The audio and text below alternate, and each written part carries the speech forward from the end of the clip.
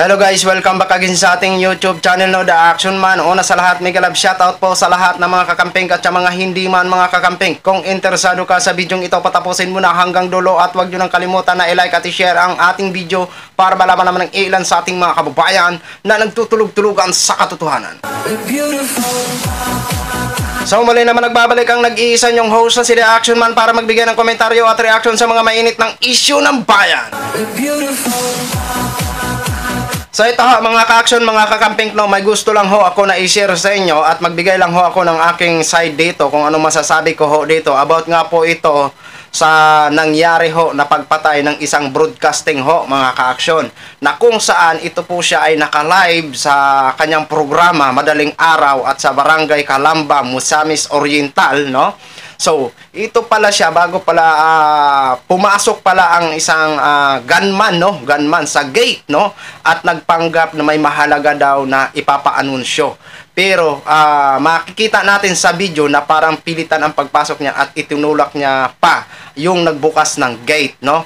At yun nga ho, pumasok po siya sa isang, doon mismo sa studio ng Namayapang Broadcasting at doon nga ho binaril at tinangay pa po ang kwintas ng broadcasting, no? So, bago ho tayo magtuloy-tuloy at bago ho tayo magbigay ng side comment, panoorin na po natin muna ang buong pangyayari ho. Naisugod pa sa ospital, ngunit idineklara ring dead on arrival matapos pagbabarilin ang radio anchor habang siya ay nagbo-broadcast ng live sa bayan ng Calamba, Misamis Occidental, dakong madaling araw nitong Linggo, November 5. Kinilala ang biktima na si Juan Humalon, 57 anyos at kilala bilang Johnny Walker ng Calamba Gold FM radio station. Batay sa ulat ng Calamba Municipal Police Station, isang di pa nakikilalang sospek ang dumating sa home base radio station ni Humalon at sinabing may mahalagang ipapaanunsyo sa radyo. Subalit pagpasok nito ay agad na pinaputukan ng baril ang biktima at kinuha pa ang kwintas na suot nito. Mabilis na tumakas ang sospek matapos ang insidente. Mariing kinondina ni Pangulong Ferdinand Bongbong Marcos Jr. ang walang habas na pagpatay sa mamamahayag at inatasan ang Philippine National Police sa pagsasagawa ng manhunt operation laban sa sospek. Samantala, patuloy namang isinasagawa ng pambansang pulisya ang investigasyon para malaman ang pangunahing motibo sa krimen at pagkakakilanlan ng salarin. Naglagay na rin ng mga checkpoint sa lugar ang PNP. So yun na ho mga ka-action, no, napanood na po natin, no. Grabe, no, kawawa naman ho. Habang nagbo-broadcast, habang nakalayag sa kanyang programa, naka-live ho. O, siyempre napalingon siya, yun naman pala. Grabe, no. Undas pa talaga, nakaganon agad, no. Tapos nakita nyo naman, hinablot pa yung kwintas sa liig. Marami ang nagsasabi, para masabi siguro. Alam nyo, psycho ko ho dito, direct to the point po tayo. Sabihin na natin na pagnanakaw ang motibo. Pero bakit kung pagnanakaw ang motibo, bakit kwintas lang ho ang hinablot? Eh marami naman mamahaling bagay doon sa loob. Bakit hindi kinuha lahat? Di ba? Klarong-klaro ho, klarong-klaro. Ito ay pakana lang ho siguro ng mga kalaban para masabi na pagnanakaw ang motibo kaya siya pinatay. Pero ang totoo yan ho mga ka-action, hindi ho pagnanakaw. Hello. Nagbabasa-basa ho tayo ng mga komento ng ating mga kababayan. Marami ang nagsasabi na person of interest, which is true. Hello. Dahil sa kadalasan ho ng mga broadcasting ay marami nga hong nasasagasaan ng mga malalaking tao. Marami po ang nasasaktan.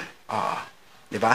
Kaya siguro, sinabi ho nila para hindi maging ano ang motibo, maging person of interest, kumuha ka ng isang bagay o mga bagay-bagay. Eh, siyempre, sa sobrang kaba naman ng gunman siguro, yun lang yung naisip niya na hablutin yung kwintas. Hindi mo na nilubos-lubos. Halatado naman kayo masyado. Kasi kung pagnanakaw, nilimas sana ang mga kagamitan o mga anong bagay doon na pwede nilang dalhin at pwedeng pagkakitaan, di ba? So, gagawa-gawa lang naman kayo ng eksena. Booking na booking naman ho kayo. Mahirap ho magbintang. Sabihin na lang ho natin person of interest ho talaga yan. Kagaya naman po yan kay Kapir Silapid ho, mga ka-action. Di ba? Marami na na mga kriminalidad ngayon na nangyayari na hanggang ngayon unsolved pa. Oo. Ito ba yung sinasabi natin na weak leader? Mahinang leader? Oo. Alam nyo, sa totoo lang, kunang ko ng base ha. Kaya siguro ginagawa ito para sirain ang administrasyong Marcos. Di wala din po ako pakialam kung masirang administrasyong Marcos. Ang masabi ko lang, ito po ay mahuhulog naman ho ito sa person of interest. Kasi nga, kagaya namin, marami kaming naanuhan na tao. Pero ang pagkakaiba ko lang ho sa kanila, ako po ay nagbibase lang ho sa balita. Nagbibase lang po ako sa balita, ha?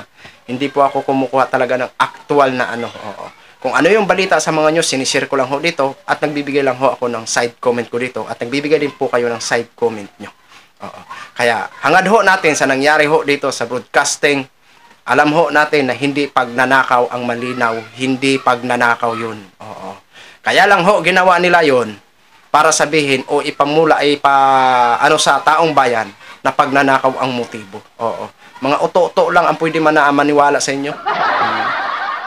Gagawa-gawa lang kayo ng isa pang bakit kwintas lang kinuha nyo? Pwede nyo naman limasin lahat ng gamit doon sa loob. Di ba? Hindi ho yan pagnanakaw kasi may mga may mga nag-comment na pagnanakaw ang ito. Diyos ko po. Bahala na kayo, basta opinion yan. Basta ang opinion ko, hindi ho pagnanakaw ang motibo dyan. Di ba? May mga personal na galit sa kanya yan, kaya ginawa sa kanya yan. Kaya, ano pa man ang mangyari, hangad ho din natin na mabigyan ho ng hustisya o makuha o makamit ng pamilya ng sapat na hustisya para sa kanyang namayapang asawa kung may asawa man siya o pamilya. Yun. Hangad ho natin at pinagdadasal ho natin na mahuli na po kung sino man ang mga suspect na yan. Yun dapat ang sarap pambitayin yung mga gunman na yan. Diba? So yun lang ho mga ka-action, mga kakamping no, share ko lang ho sa inyo. Maraming salamat ho sa lahat ng ating mga viewers, Luzon, Visayas at Mindanao all over the world. Ako po ang inyong lingkod, si The Action Man. Have a good day everyone.